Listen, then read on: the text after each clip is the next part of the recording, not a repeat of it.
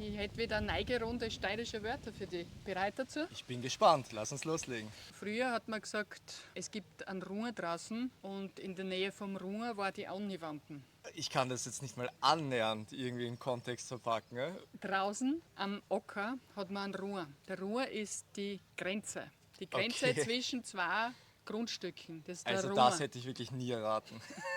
Und die Auniwampen ist meistens so ein kleiner Fleckerl, den man lassen hat, damit ein bisschen ein Grünbewuchs ist. Das war die Auniwampen. Und da draußen hat man dann oft einen Kukuruz gefunden. Kukuruz, das ist ja Maiskolben, oder? Richtig. Wenn du den dann verkocht hast, hast du den zusammengeschnipselt. Ich würde jetzt sagen klein geschnitten. Ja, genau. Dann hast du einen Schlatz draus gemacht. Ich würde sagen, so von der Konsistenz, das Schlatz würde ich jetzt sagen, das ist so schlatzig halt. Einen Brei.